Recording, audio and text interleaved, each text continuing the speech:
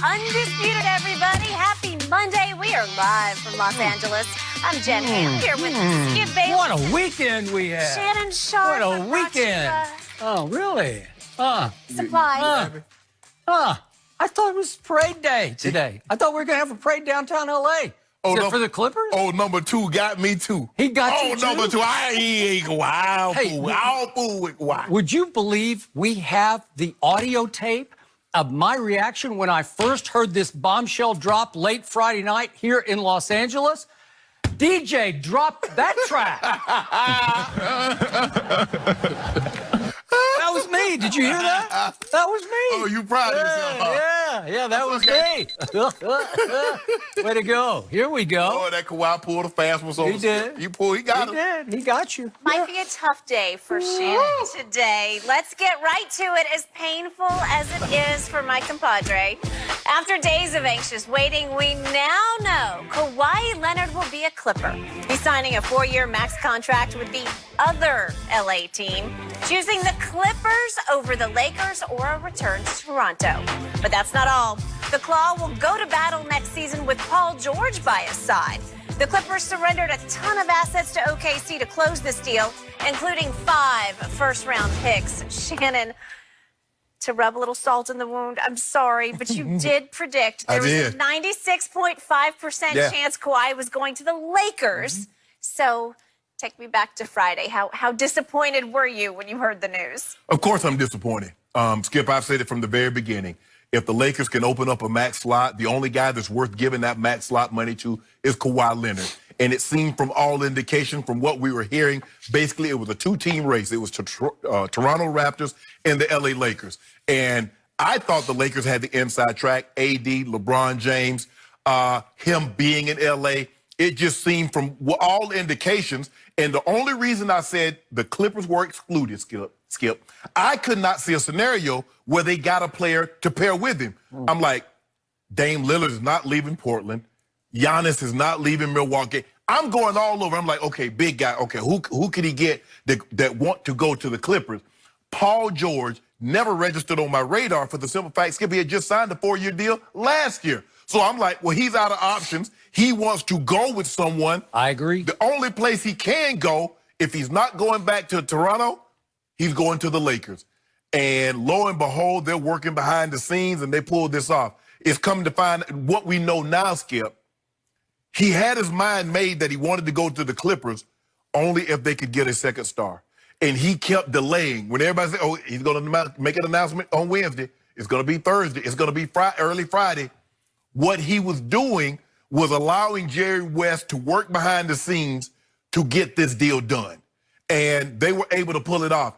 And I was out Friday, and another earthquake happened, Skip.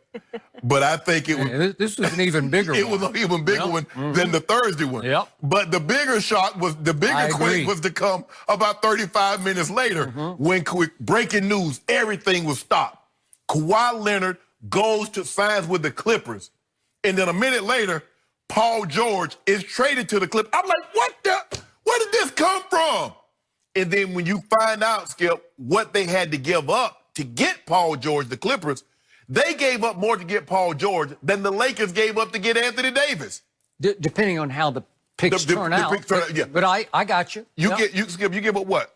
4 unprotected, 1 protected, and 2 flips. Swaps, and Gallinari and Shai Gilgeous-Alexander. So that's about 6, 7 players. So I was surprised. I was very disappointed that they weren't able to pull this off. But I understand it. There's a lot of things that started working against the Lakers. Yep. I don't know what Magic hoped to accomplish by saying that I talked to Kawhi and he reached out to me.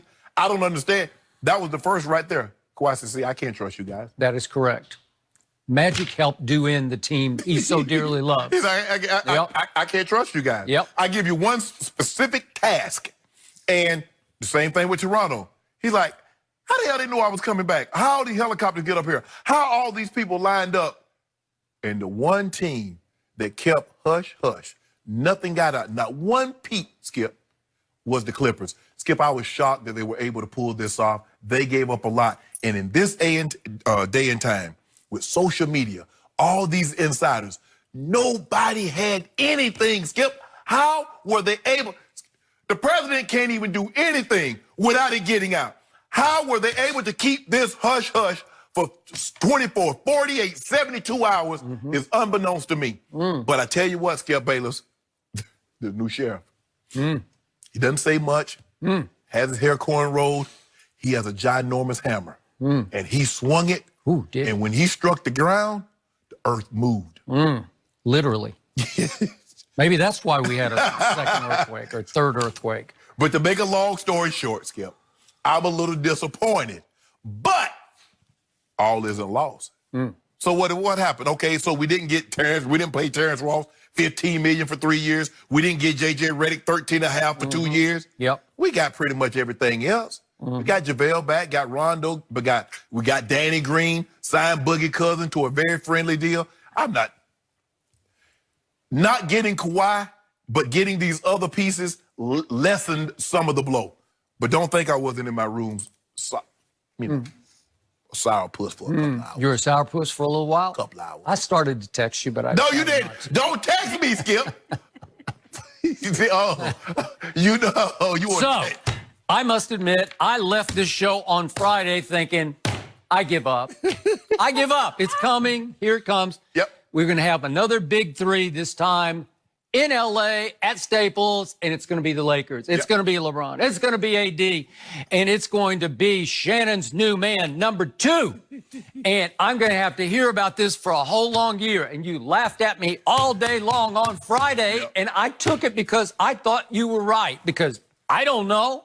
I just have to go by the media reports, and everybody was wrong. Everybody across the board. Nobody reported this. No. I did mention on Tuesday, I got to give my friend Brian Windhorst at ESPN this much. He did say he wants to be a Clipper, but then it seemed like it was impossible because after Jimmy Butler went to Miami, I thought that was the only other option that was viable, that was out there, but I didn't know he could pull this off.